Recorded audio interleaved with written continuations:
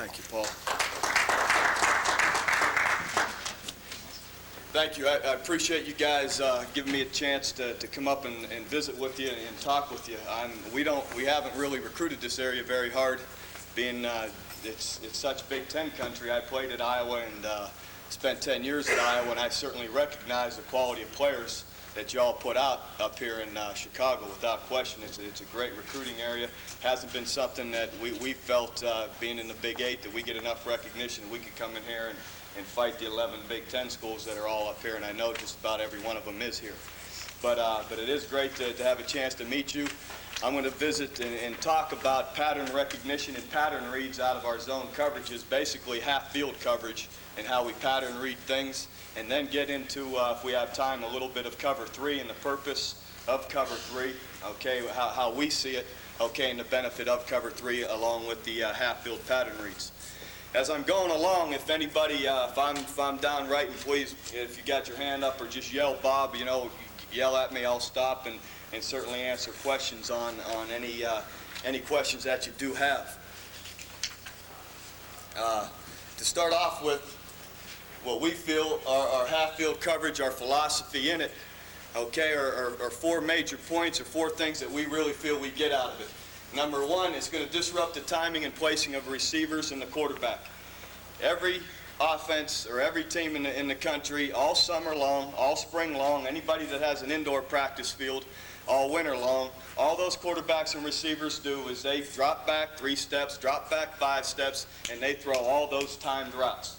The stop route, the slant route, everything is perfect, okay? And their timing, and anymore, the timing of receivers and quarterbacks is so good, okay, that we feel we have got to throw them out of sync. Okay, we got to make that quarterback pat that ball an extra time. Okay, got to make that receiver push him in farther than that quarterback's used to seeing him pushed in. Okay, shorten his route shorter than the quarterback's used to having him there. So we are going to disrupt the timing and the placing of the receivers and the quarterback. Okay, number 2, or B, we're going to give the rush more time to reach the quarterback. As I said before, if we make that quarterback, his receiver isn't where he's used to him being all summer long, he's at that spot, he looks to throw it, he's not at that spot. He's got to pat the ball another time or 2. Gives your rush another split second to get off a block and get to the quarterback. See, it takes away the speed of the wide receivers. We get up against, if you got a 4-6 corner and you're playing against 4-3 wide receivers, okay, if you're asking him to play deep with that receiver all day, you're going to ask for some trouble. If you got some corners that may have average speed, average ability, okay, which is my next point, protects the cornerback's ability. It gives you a chance to roll them up, let them use maybe they're physical and not quick, gives them a chance to get up and beat on that speed receiver before he has a chance to get off the line of scrimmage. Okay, so those are 2 points that you have a way to hide a corner or hide a kid that may not be a great cover guy, okay, but he's a great run support player, and you can find ways, okay, to get him on the field and protect him and protect his ability.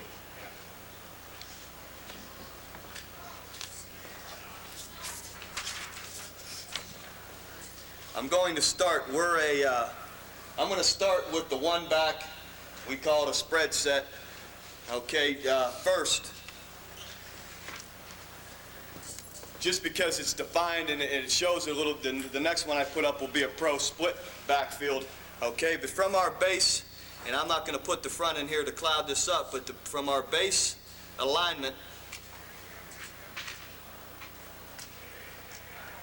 corners are outside eyes. They're going to be head up. I'll have them anywhere from nose up on the wide receivers. Okay, they're on the outside eye, real tight shade though. I don't want them shaded very much at all. Okay, and they're anywhere from on the nose on that line of scrimmage to 5 yards deep. Okay, if we call bump certain situations, we'll put bump with the coverage, and that they're going to play them nose up. Okay, other times they'll sink off. Other times you'll see, in the videotape we'll watch, you'll see the corner start to bail out and set it down late around 10 yards. I call that a Cathy technique. It's a soft corner jam is all. We just give it a name. And one thing I guess that to talk and just that I gave that technique a name, a Cathy technique, rather than telling them just play it kind of soft. If you tell them just play a Kathy technique. If you give words, and that's something I've picked up from listening to guys like Tony Dungy, visit with Nick Saban with the Browns a long time, was just with Herm Edwards with the Chiefs, and just like your guys are doing, I really admire it. Anytime you get a chance to pick somebody's brain a little bit, listen to somebody, what I have found more than anything, the terminology you put with techniques, or the terminology you put with your defense, okay, helps you communicate and get things across so much easier, okay, with your players. And then when you go back to that same technique, you know, it's really, you're not wasting time describing what you're talking about. So, but anyway, it's, you know, we're talking about a Kathy technique there. From us, we're a 4-3 defense, and I'll put it up the first time with our front. Okay, we're a 4-3, and all we're gonna do is we're gonna stretch. If we're gonna play too deep, we're gonna stretch our backers, okay, in their gaps. So, and not to get too tied into that, but basically this backer, he's got to widen out to take the hot off of the number 2 receiver. Okay, and he's going to line up halfway between that wide receiver and the tackle. Okay, basically his B gap that he's responsible for right here. So he's going to line up halfway between. Now, if that's not far enough, they can still raise up and throw that ball and hit that receiver, and he gets more than 3 yards, he's got to widen a little bit more. But he is stretching himself between that gap responsibility and that wide receiver. This backer is responsible for protecting over this number 2 receiver, which I'll number him in a minute. He's going to widen between the A gap and that tight end. Okay, this Mike backer is going to split the B gap and the A gap. Now, just so you understand, I just got done listening to Gary Barnett next door. I walked in and listened to him for a few minutes. Of course, they're sitting over there scheming us, right? Offense, defense, everybody's strategy, 6 in the box, run the ball, right? And you can see why right here, why a team that plays too deep is not always gap responsible. We're going to try and fold. Well, you can see here what happens is those linebackers are stretched now. You're not as tough against the run. Okay, so, but anyway, this is something we will do, a team that we feel we are better than up front. We can stop the run with 6 in the box. Or it's 3rd down and 10, 2nd down and 10, we're willing to give you 4 or 5. Okay, but 1st and 10, a team that we can't dominate up front and stop and shut down the run, you will seldom see us in this. Okay, but, okay, from here now, from our alignments, the safeties are 14 yards deep. 3-4 yards outside the hash. I tell them you always be in a position that if that receiver hits that boundary clean, that you can cover that boundary. And they're 14 yards because there's 2 receivers in their half, lined up in their half. If there was 1 receiver lined up in their half, they cut it down to 12 yards. Okay, so they're 12 to 14 depending on the number of receivers in their half. Okay, from here, we number receivers 1, 2, 1, 2 from outside in a balanced 1-back set. That back there is 3. And really, men, I'm going to talk about getting over 2, getting over 3, those kind of things, but don't get too hung up in the numbers. We teach our players patterns. Every team you're going to play in offense, they have set routes, and they're never, you know, unless they bust something, they aren't going to put 2 people in the same spot. So when someone's in front of you, there's usually someone in back of you. When someone's inside of you, there's usually somebody outside of you. So we want to recognize patterns as they develop. And how they do that, and I'm going to start from the inside, okay, is this linebacker is taught, as well as this one, to stay over the number 2 receiver. So to keep between the quarterback and the number 2 receiver. Okay, and we want to reroute his route. So as he starts to release, we're going to widen, flat, okay, shuffle step outside, trying not to turn our shoulders, and we want to engage this receiver. We want to get our hands into him, and we want to take him out of his pattern. Okay, he's responsible now, not only for this receiver, he needs to understand the entire route. So what else can be happening? Right here, same thing. Get your hands on that receiver, reroute him, jam him, hold him up. They are responsible for staying over the number 2 receiver. Okay? This backer is going to sink back, and he's going to stay over the number 3 receiver. Okay? And as long as these 2 receivers stay vertical or on their side of the field, he will remain over this check down back. And I'll show you some patterns here in a minute. These corners now are going to reroute number one as they release. They're going to get their hands into him, and they're either going to shove him farther inside than he wants to be, or if they hit that boundary, okay, we're going to hold that boundary up to try and protect the boundary. And I'm going to go over those techniques after dinner, but I just want to get over the basic reads here in this segment. So as I engage the number 2 receiver, what else is happening with my pattern? Expand your vision, as well as it's important to communicate. That corner needs to communicate to his backer. Okay? The common route with everybody is the stretch route. Boundary release with the verticals up the middle. Vertical, boundary release. Okay? Corner's going to widen outside. They're going to post up with that outside arm, trying to protect them from getting up that boundary. They're going to pivot inside to the quarterback and throw that elbow and hip and try and block that receiver from getting up that boundary. Okay, and it's important we talk about it's a hook technique. So as we turn inside, we want to try and hook that receiver and keep him from getting up that boundary. Okay, this backer now, as he expands his vision, he wants to widen this seam. Don't allow yourself to be beat inside. Okay, you want to widen that seam as it goes vertical. You expand your vision. If you see that receiver on the boundary, it's stretch. If you got to turn into this guy, whatever you got to do, but you run with him and you protect that seam at all costs. Never come off a seam when it's a stretch play. Okay, what other release then can happen off of this vertical release? Okay, so right here, we got a vertical release. I'm jamming that receiver. I'm widening that seam. I'm getting an inside release. That corner should be running that receiver down inside, and he ought to be screaming, in. He alerts that linebacker that he is getting an inside release. Okay, that backer as well, whether it's noisy in the stadium, maybe that's a freshman corner that doesn't use his mouth yet. Okay, that linebacker engages, and as he engages and starts to ride that seam, he gets his vision out to feel the route.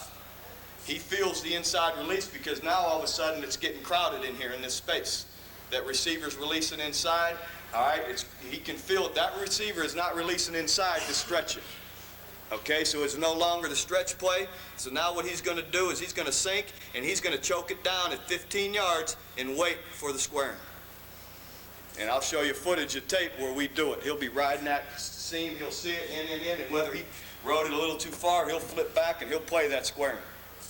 Okay, so you know everybody runs the same old routes to clear and square in behind it. Okay, so that's the only thing that'll ever take me off of a seam as a linebacker, off of the number 2 receiver. And what happened there when he squared in, he became 1, he became 2, correct? So this backer's rule is to stay with 2. Always protect between the number 2 receiver and the quarterback. Okay? The other thing that can happen was I jam and ride this seam. I can be getting a smash call. If a rolled corner ever gets a receiver that sets up on him, 5 yards or under, that corner's going to sit on that stop route. Okay, he'll sit off a yard or two, but he's screaming it. He's calling it smash, smash, smash to alert this backer, as well as the backer feels it. As he rides that seam, he sees, the receiver stops out there, and he'll start right now, as he rides that seam, he'll start bypassing and he'll start cutting the outside hip off. So when they flag, he's going to try and get under there, and my safety back here is schooled. We do, and what we'll do, guys, is we'll work a 2-on, I'll work my receivers and backer, we'll just work this half of it, and we just work different patterns. And those guys get so used to, he sees, this half-field player sees that stop route on that rolled corner, and you'll see that safety jump that flag, even if the backer blew it and didn't get under it. Sometimes they get so concerned about the vertical, they'll turn inside and lose the seam. Okay, and it isn't always perfect. But when they feel it and they get the call, you'll see them slide under and start to cut the flag off. Okay, and as well as this safety's ready to jump that flag. Okay? As this guy pushes inside, we'll stay on it. And I know people do it the other way. When we're playing true quarter field, when we open that half up and we pull out the quarters, we play it the other way. But I don't feel you should play it the same way all the time. And this way, we have had great success in our half-field coverage against this route. Great success, and it's just from working it, I believe. It's funny, in the last 5 years, we've been at Kansas State now 5 years, we have been in the top 3 in pass defense every year that we've been there. 1 year we led the nation in pass defense, 2 years we were 2nd in the league in pass defense, and 2 years we were 3rd in the league in pass defense. 2 years ago we had 21 interceptions, which put us like 4th in the nation in interceptions. So we feel the things we do with our pattern reads have proven out, okay, to be successful. Okay, so again, what's happening here is that's a seam route. I'm going to protect that seam, okay, at all costs. If I'm getting a smash call, I'm going to start undercutting that outside, that underneath hip, okay, to protect the flag. Okay, so what are his rules so far? Vertical, protect that seam, right? Protect the seam at all costs. What will ever take you off of a seam route? It's a clear and square, right? The inside release on that corner, okay, for the 15-yard squaring. Anything else, you get on that seam, you ride that seam, and you protect it. Okay? Other releases you can get.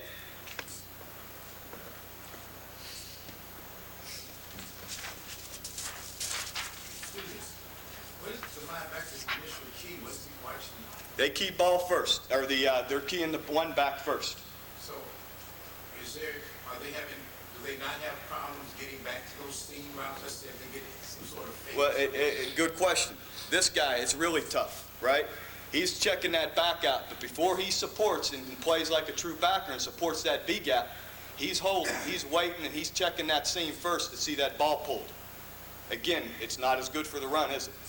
That's the purpose of cover 3, which I'll get into in a minute. So I'm not going to even try and say, and I've heard coaches say, oh, you're fine against the play action pass with verticals is tough. It's very tough.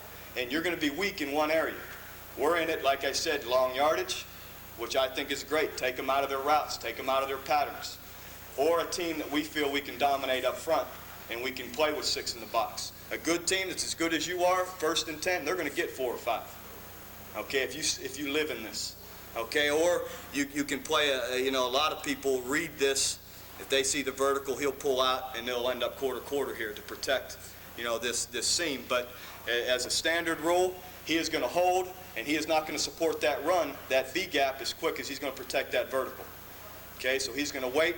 If he sees the ball, the stretch play coming, he's sitting waiting, he sees it handing off, it's stretching to him anyhow. Then all he's got to do, he's got to beat that receiver into that B gap when that play stretches to him. Does that make sense? So he'll be a little bit late on that. When they read it well, when our front plays it well, they get 2 or 3, and we can live with that. Sometimes you shut it down totally. Other times they're going to get you for 4 or 5. And that's the weakness of it, and that's why every one-back team tells you, to run the ball if there's 6 in the box. So, getting back to our reads, okay, if other things that can happen, okay, right here with my reads, as I protect over 2, okay, he can go flat.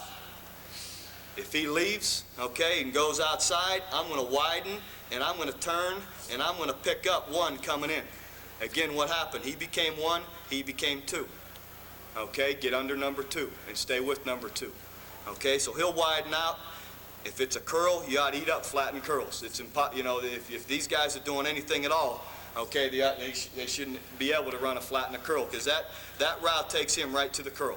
And we'll physically, as we run out, we'll turn and we'll find that curl, and we'll look it up, hunt it up, get our hands on it, and get our head back. Okay, so we want to turn and hunt routes up. Now, if this guy were to flag, that's awful tough, because he'll start to hook up for the curl, okay, and they flag. All right, so our corner, the way he'll play that, as he's getting that, and that corner's getting an inside release, he's jamming it, he's calling in. He'll turn inside and work out at a 45-degree angle to sit off of that flat, so that if he does flag, he's between the flag and the flat. Okay? Does he turn back, or is he backpedal? Which way does he turn? He's going to turn into the receiver. So if that's on that side, he's releasing inside. There's the inside. He's jamming them.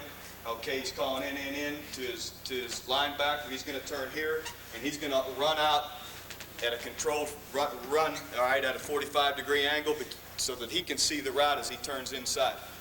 And as he does that, he's going to feel, okay, what's going on here, so that if it is a flag and they throw the ball to the underneath shoulder, I expect that corner to make the play on the underneath shoulder and of course the safety on the top side shoulder. Okay?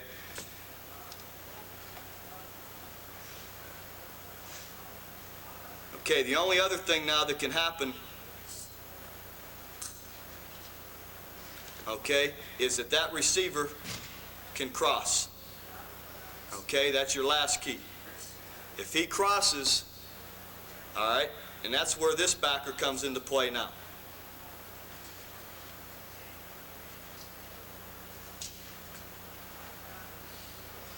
Okay, if he crosses, he is no longer becoming 2. All right, they block here and he crosses. All right, and say they run the smash route over here. Okay, or say they're running verticals. That's going to take this guy out of this hole, isn't it? That's his rule, play the vertical. All right, so he's gone with the vertical. This corner's protecting this boundary. Okay, this backer, middle backer's rule is stay over 3. As soon as there's a crosser, he jumps the crosser because that's 3. Okay, so he'll jump that crosser immediately, that Mike backer in the middle. He's going to jump the crosser because it's 3. Your rule is, as a backer lined up over number 2, if your guy crosses the field, all right, to the other side, you immediately go back for the squaring, right here. Because normally when they run an under in front of you, they're bringing somebody in and back to square in behind it. Okay? So as they do this, again, you know, as they come here, he becomes 3. If they block this way, okay, he's becoming, as he blocks and maybe checks out, he'll become 1, he'll become 2. Okay? Again, we don't get so tied up in the numbers as we teach them routes. You get an under, you get a crosser, you turn, and you go straight back for the squaring and look for it. If it doesn't come, square back up, okay, and look to come up, you know, and close up on the check down. For instance, if this guy were to post, all right, and takes himself out of the square and check back up and try and squeeze back to the check. Okay, so it really, you know, holds true on any route. Let me show you. I'll show you now from a pro formation. Okay, and how we line up. We go Will, Mike, and Sam. Corner, strong, corner, free. Okay, he's keying 2, he's keying 2, he's keying 3. Okay, in this kind of situation, these two will communicate to each other banjo, which just means everybody's going to do this. You know, or they're going to cross those 2 up, you know, trying to change up who's 2 and who's 3. Okay, but as they did that, okay, he started off being 2, he started off 3. Once they're here, he's 2, he's 3, right? Mike's going to stay over 3. Sam's going to widen over 2. Okay, if 2 continues to the flat, he now became 1, he became 2. Get under 2. 3 is vertical, stay over 3, protect that seam. Okay? He's vertical, that's 2, protect that seam. Stay with it. If the tight end were to cross, Mike, that's 3, close that crosser. Okay? He stops, sit on it. Start calling it out, smash, smash, smash. If he's inside releasing, call it in. Will's running with the vertical. He's getting an in call. That'll take him off the square. That'll take him off the vertical because he's looking for the squaring. Any questions on this part of it? Okay. Let me go to I'll go to a trip set. It's okay, so we got corner again, we got Will, Mike, we got Sam's got to line up halfway out between his run responsibility and his pass responsibility. Corner, strong, and free. Okay, what are their keys? 2, because he's out on his vertical, he keys 2. Mike's keying 3. There's already a 3 receiver this side, and it's because it's a trip set. Okay, his key now is gone. He normally keys 2 this way, correct? What is his rule when if there was the tight end was here and crossed that way? His 2 is already done what? Gone across. Okay? His 2 has already left him, so his job initially is to go straight back for the squaring. Does that make sense to you? How we communicate that to him?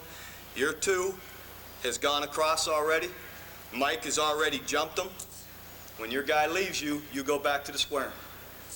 Okay?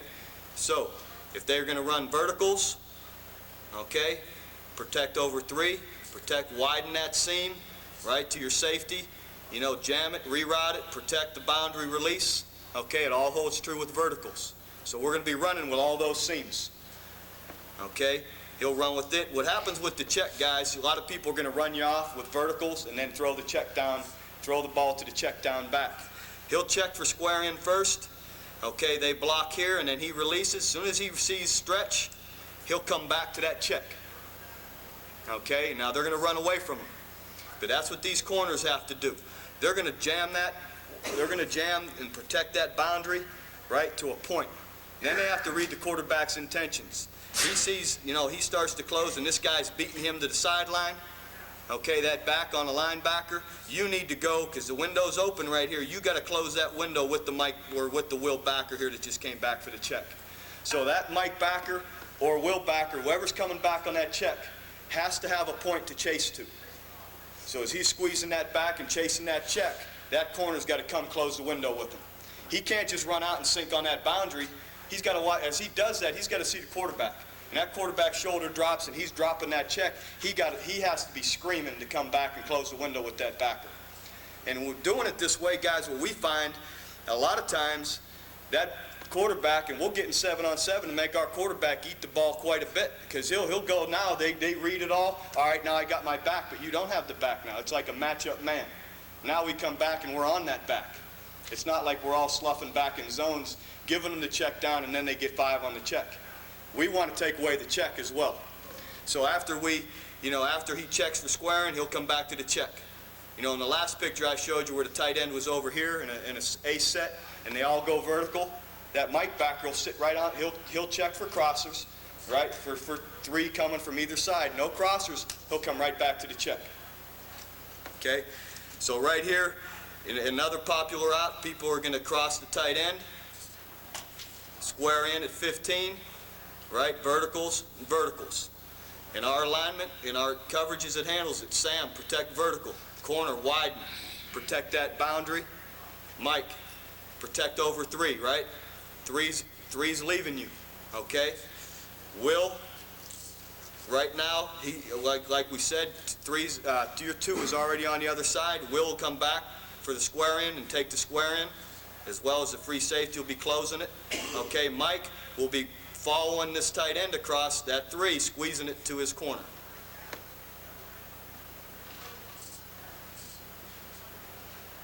Okay? So, again, with trips, you know, all the, I'll show you another, the twin trips and how we adjust it. It holds true. Okay, we always have Sam to the tight end. Mike, Will now comes halfway between his gap responsibility and his receiver. We bring our corners over. It can be strong safety, however you line your people up. But in this kind of set, we're gonna over-rotate our secondary, okay, and leave our strong safety backside. So he's going to be half field backside. He's half field this side. Responsible for corner here. Protect over 2. Protect over 3. Okay. He's going to protect over 1, which is right here. Mike here is going to protect over 2, this side. Okay?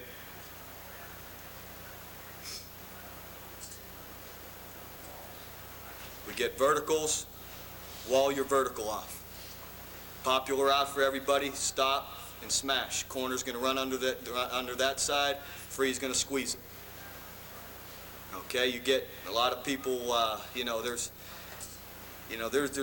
only a few combinations you get from like the trip sets, and again, it's just working them. It's working them, and our people will sit there and we'll get in each of those formations, and we'll just run combinations in a 3-on-2 drill, and those guys get used to, okay, reading patterns. There's always someone underneath you, behind you, all of that, and it gets down to communicating it. Before we going kind of fast, any questions, at all with the pattern reads before I get into some tape? Do we attack those people, or we let them go 4 or 5 yards downfield, or is that something you're in trouble there? No, I'll go over it now. What you don't want to, those linebackers, those inside people, as those receivers release, it's more of a catch. You don't want to get over aggressive, lunging at them. You get to reaching at them, and they clear you. You don't want separation between you and the receiver. So as we slide out, it's a very controlled. You don't want to turn your shoulders where he beats you the opposite way. It's a controlled. Once we start to engage, now we get more physical. We want to get the hands into the chest plate if we can. If we can grab that chest plate, grab it, use those hands. Okay, the corners that line up on top of the people on the line of scrimmage often will be more aggressive. They'll get into the guy right now, and they're more used to doing it. The inside backers are more cautious. They don't want to lunge and create separation between themselves and the receiver. So it's a slide, it's an engage. Now I've caught the guy, and now I'm going to ride him. Okay, as I ride him, I want to try now to take him out of his pattern. We want to try to get our hands on these. In college school, you can do that one ball out here. That's right. And they say that he can't be, once he's even with you or behind you, you can't touch him. They don't call that. Honestly, this year we played bump and run man, and really got to doing a lot of drills, and I'll show you a little later, using our hands. We were called once for pass interference. They don't call it, or for holding. So it's if they're allowing it, and to this point they are with us, use those hands, get on those receivers, and take them out of their routes. Let me show you some tape.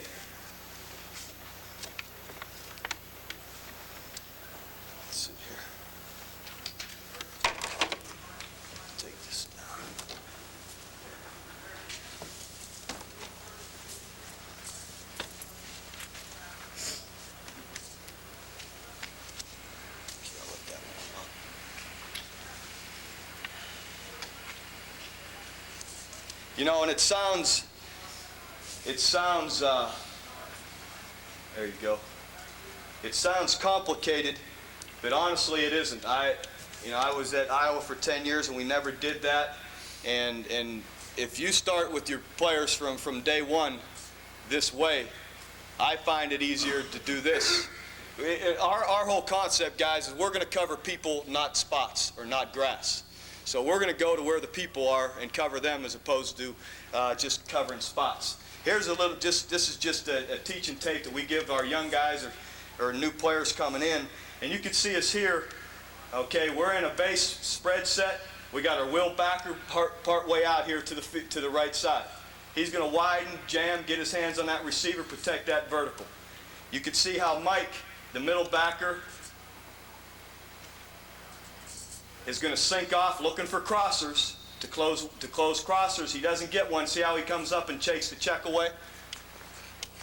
So that's a good look at the stretch play. You see the corner up top trying to put his back on that receiver and hook him and not allow him up the boundary. Okay, here's a look at a couple patterns. Here the backer running with that inside seam is getting an in call from his corner.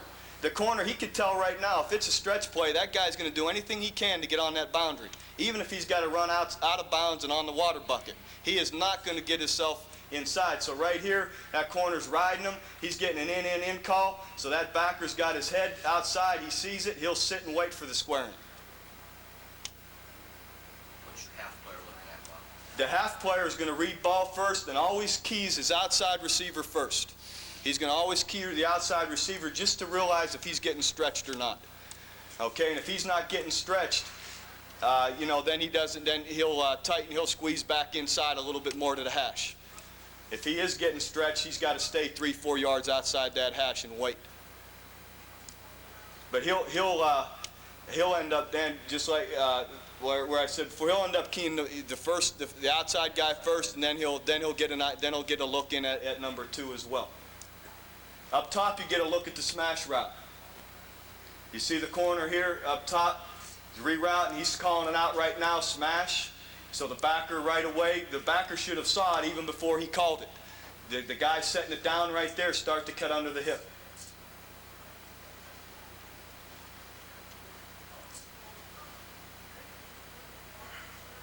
Here's a look up top, or on the right side. You'll see the guy go outside right now.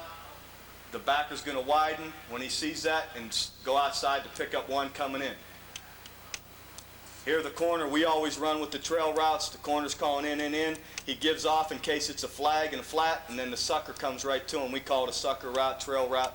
There on the right side, we're going to go with it. Here you see the Mike backer in the middle. He sees a crosser. 3, that becomes 3, close the crosser.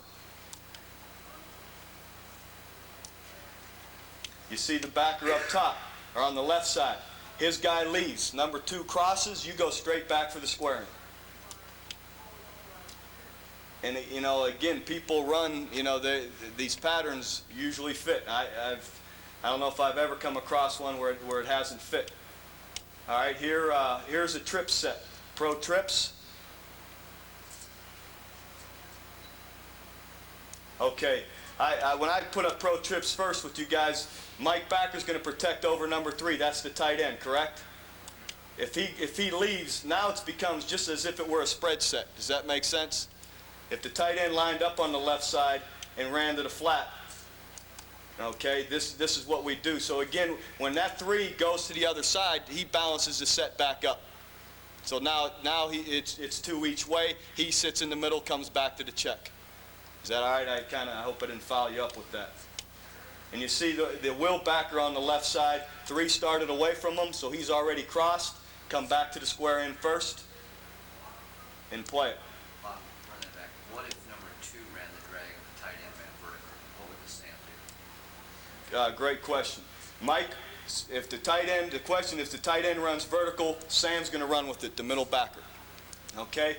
Our Sam backer out on number 2, if 2 ran an under route, just like the corner squeezes the smash route, he's going to squeeze it inside. Because it's Will take away the square end on the other side. right. So the rules hold if an outside guy's running an under, a 5-yard under, you squeeze it and run with it. Chase it into the next inside guy. Here is out of twin trips now. Here's the smash route outside. You see our corners jamming, rerouting, and then slides under. The good thing, guys, also about half-field coverage is you take away quick throws, short throws, because you got 5 underneath cover people. And it makes a quarterback, if he isn't that polished, try and drop the ball into holes 20, 25, 15 to 25 yards deep. And a lot of them aren't comfortable doing that because we stay so tight to people. Here's just a flat and curl outside. People run, and you know, with the sucker route. On the half player, is he more cautious to help Mike on this? Yeah, he always realizes when we're we could be in a bad matchup. If we got a backer with the receiver inside, be ready to fold over him. Yeah, he sees almost all the time. You watching the linebacker. If there's ever a crease, if we're being creased in the middle, they have always got to be careful of jumping something outside first.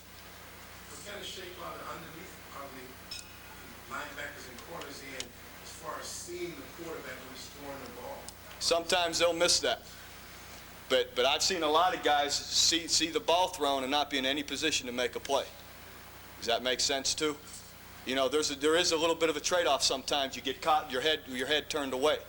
But I've seen a lot of people get to spots, see the ball thrown, and see it caught too. You know, they're not in a position close enough to react to it. So you try and find that happy medium where you're finding the receiver, and then we want to get our head back as quick as we can once we've engaged and we're at a point where we feel it can be thrown.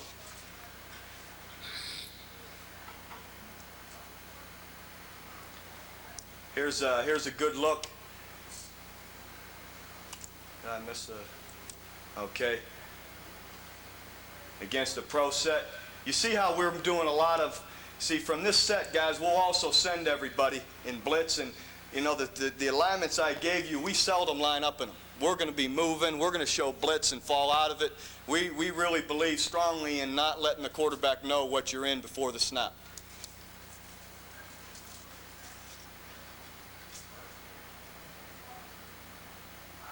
Here's a good look at the Sam and Mike with the banjo call. Tight end comes in, the back's out. So Mike picks it up and chases and protects the seam. Corner closing a little quick rather than, I don't want to see him that quick on that flat route. Here, as you watch our Sam, we put Sam outside. It's just a variation in our front. Watch him pick up this crosser coming. He sinks back to the curl on the top of the screen. Feeling for it, and then he sees the opposite one coming and just takes him out. Is the half player wrong there? The half player, no. What I'll do, Dan, is I want him to jump him. And I want the other one then, if they were to cross, he should cross to the other side too. See, if you and I are half players, I may not trust that you'll be there, but I know I've got to overlap myself. Yeah. They're always responsible to stay inside of that widest receiver, you know, on a post or squaring. So they may cross each other if that were ever to happen.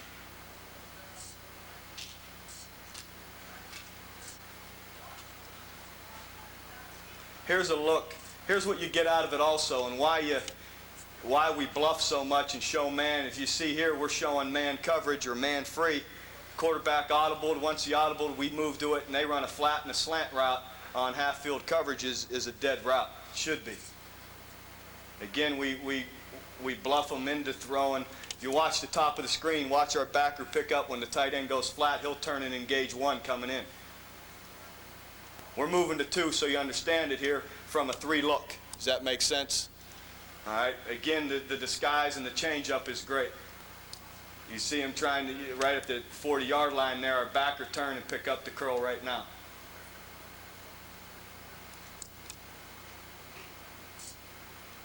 Here's a great look at the seams, 4 verticals. Watch our backer at the bottom of the screen, I think ends up intercepting this one. Again, where's the quarterback going to throw it? Now, they may, you know, you can, like up top, the guy's starting to clear him. If he can drop it in there, they're going to hit, you know, every now and then. But I've seen this like in cover 3. I've seen 4 verticals hurt cover 3 as much as I've seen it hurt cover 2. Okay, so again, we feel better in this with seams, that we're running with the seams.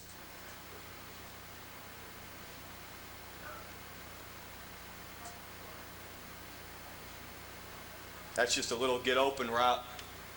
You see our corner does a nice job of how we post the outside. We watch him post with his out the bottom of the screen, post the outside arm. The guy, he ends up tripping the guy actually, and he ends up seeing the throw. He comes in on, that's just a little get open route on the inside backer. You see the backer turn and engage him, the tight end. Up top, you could see us pattern reading it. Look at the guy chases a little bit too far outside, turns and tries to pick up the guy coming in.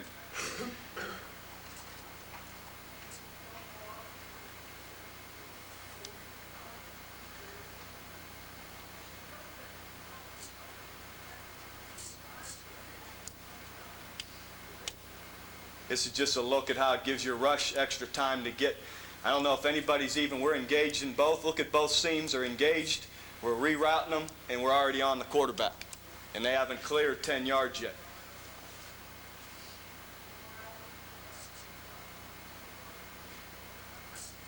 Here's a look at the smash right here at the bottom of the screen. And that's a linebacker doing it. You know, DBs are better at it. A lot of times when we know it's a one-back team and we're going to play this, instead of having a will backer there, we'll put another DB in that position. That's a little used to picking the routes up a little better. Seeing the smash right there, how we play it.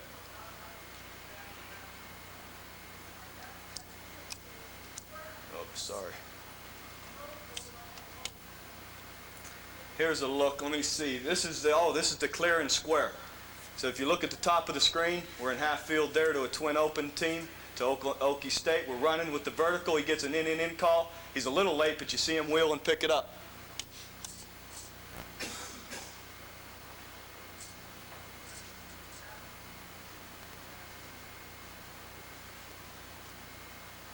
think, let me see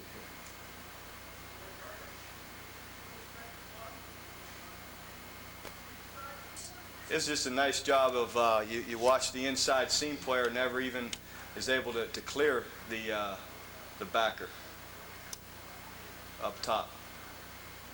Is Sam keen to tackle for the pass or is he watching the ball? He's still keying the backfield. But again, he's keying the backfield, but he's slower. He's not going to commit in there until he's sure the ball's been given. Is he sometimes soft versus run? Yeah. Here's a look at the verticals out of the trip set, how Mike runs with the number 3 vertical. Now, we got something going on the bottom of the screen. We knew, when they got in this set, a certain thing or a certain down and distance, we had a call, so the corner's going to bail out on it, on this one. So the free safety here at the bottom is going to protect Mike a little better.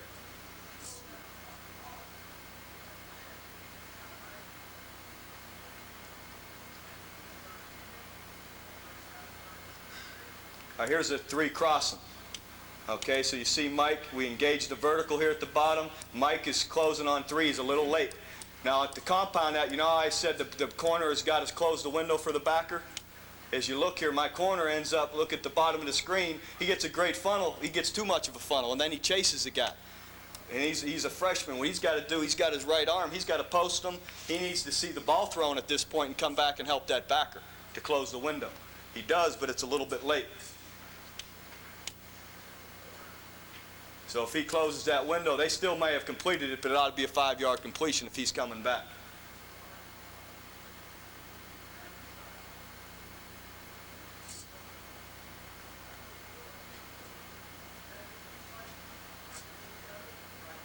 Again, how the pressure, you see this one, I'll show you. We give up our Mike backer here. We give up a backer, and we say heck with the check down. But you see, and we're still playing too deep, and we come off that corner on the split side, and they don't have, that's tough. They're not used to that. A lot of times they block that back to the tight end, and we just bring it. And they still haven't cleared us by the time we're at the quarterback. Here's a great job by the corner. You see how the corner protects the underthrow here. It's a stretch play. And here the guy did go inside, but still, and then he goes back out. But the corner's always going to protect the low throw and the short throw away from the safety. The safety's not very good here. He jumps the seam a little too soon. Should you just get more depth? Yes, more depth, and then he shouldn't have committed to the seam, because until he's sure that's where the quarterback's going. Here's a good look at the twin trips now. You see how Will's halfway between actually that's a DB for us, but it's the same thing on the number 3 receiver. So we're going to protect those seams. See how watch him, he ends up cutting under and getting it.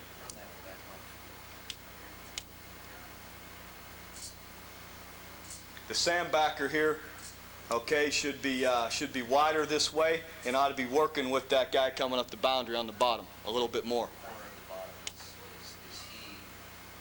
he's got to be responsible for the tight end as well as number 3. Exactly. It's a great question. The corner at the bottom of the screen needs to, right here, he gauges his depth off of the number 3 receiver away from him first. Okay, and we tell him and I coach him, he is, even though he's on the other side of the formation, he is lined up in your half. So as you take your depth, make sure you got depth that you can get over him.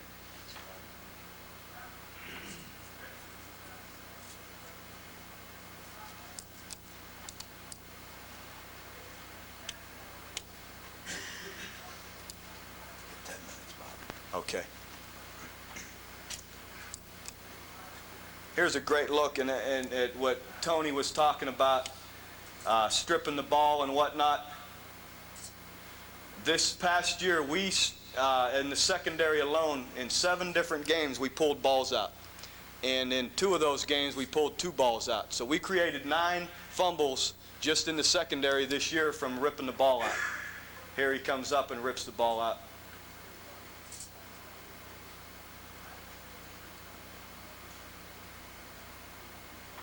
Nice job of the corner squeezing in.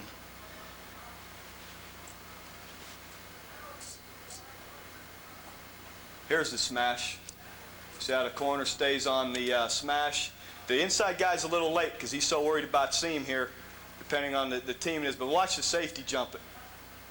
You know, he sees the smash right away because he sees he's keying the outside receiver as well. So the half-field safety's already outside of that flag, so he jumps it quick.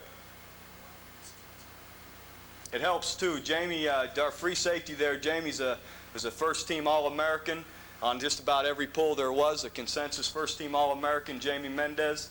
And Thomas Randolph, the corner here at the bottom, is a guy that they're saying right now ought to be the third or fourth defensive back taken in the draft. So I was pretty fortunate, really, too, to have some guys take care of me and cover pretty well. Here's a good look at the sucker route. You see at the bottom of the screen, or on the right side there, how they, you know, the two goes out, one's coming in, the corner picking up the sucker.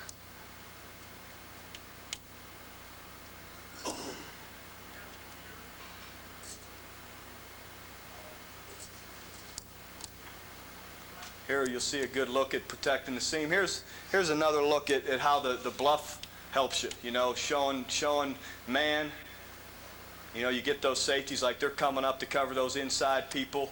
You know, and you get the quarterbacks to audible, hold everybody in, and get a three-man route.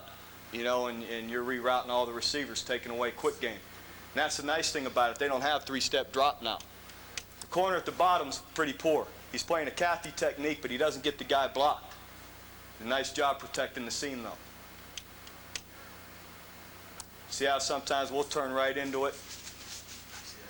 And it's important what he does here at the end is get between the quarterback and the receiver. So if the guy does get around you, don't run in his footprints, but get back inside of him.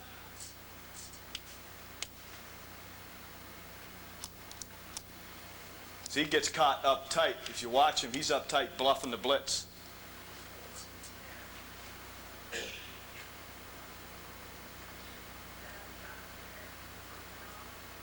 But what's great about bluffing the blitz, people audible, they think they have three-step stop routes, and if you go to half field on it, they don't. You know, you're rolled up on those. Here's a good look at the bottom of the screen. Watch the backer knock the smash down. Here at the bottom of the screen, right near the 50. And here the corner's baiting him. That's a Cathy technique. He wants the guy to think he's a soft corner, all right, and then set it down late.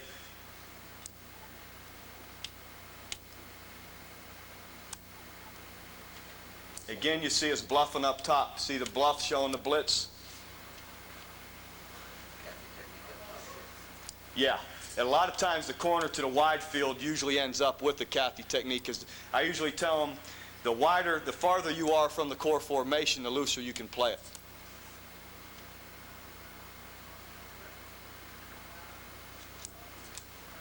Here's a bluff. We're showing blitz against Nebraska. We fall out to too deep. They run a sprint. And here's a Cathy technique and the advantage of it. This guy runs an out route on a rolled corner. You know, everybody is taught to convert your route on a rolled corner. Well, here he's showing, you know, soft man or quarter coverage. And he ends up, you know, he's a rolled corner because the safety ends up going over the top of him.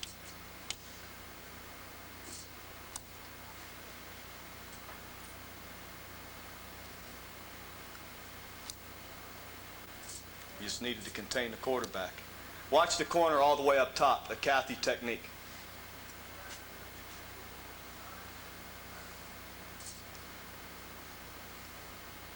Here's the smash route. Here we give up the backer again. Watch, we bring our backer all the way around the corner up top, and we just give up his zone, but we're still playing half field here at the bottom on the smash. He comes around and gets the quarterback.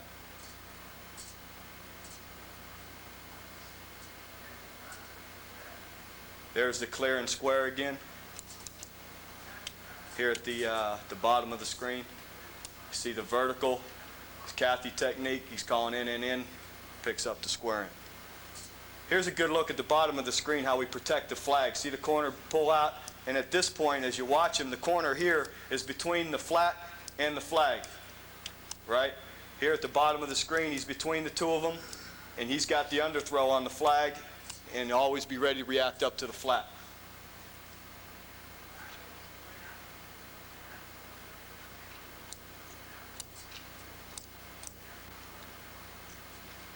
a nice job, the safety closing the flag. Okay, do I have any time left? About 2 minutes. Okay, I'll show you a few clips of our three. And I'll start maybe in the next segment with our cover three press and what we play out of, and I'll get to the live footage first.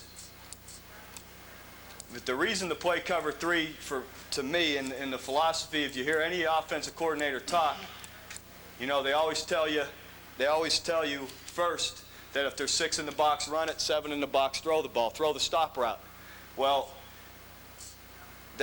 that's true to a point, but what you aren't going to do and what you're telling them, we played Colorado this past year, the 5th game of the year, or 6th game of the year.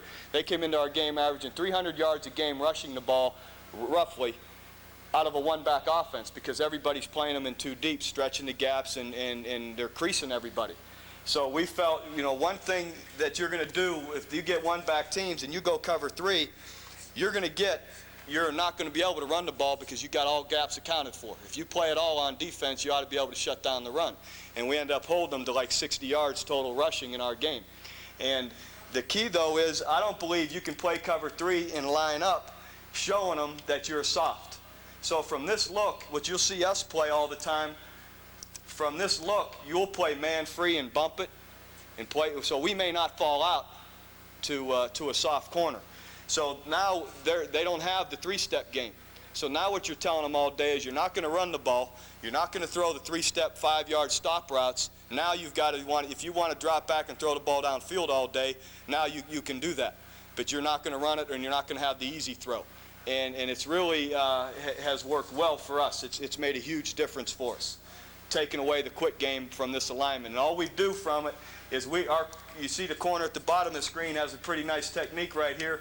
We're going to time the snap up, and we're going to take a half turn. Instead of his movement, we try and get the count. Set, hut, or whatever it is. Get the rhythm, and we're going to take a half turn. We're going to take a half turn and press out. We're pressing on the outside shoulder of that receiver. The inside backers are still keying number 2 receiver. 2 goes to the flat. Okay, widen, try and get to the curl or the slant, which he does there. There's the smash route. We don't get all the way out to it.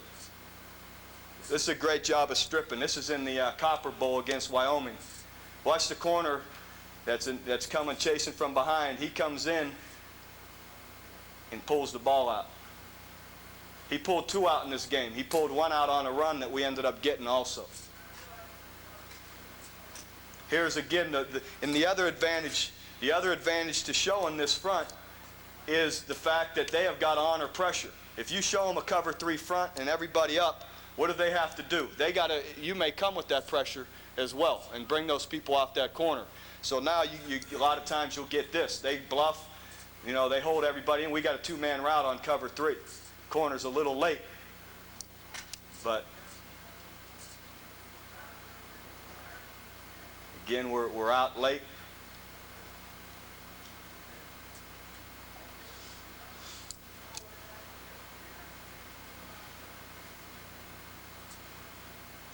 Here's a look up top how we play cover 3, and I guess I will. It's getting late. I want to hold you guys up. I'll start with that when we get back, if anyone's interested in you know how we deal with cover 3 in the different pattern reads we get out of that. The cover 3 isn't quite as intricate with the pattern reads as the cover 2 is because you're a guy short and you're underneath coverage. But you got the advantage of the fact that you're showing more pressure, blitzing, you know, on the snap. And again, we try and take away all that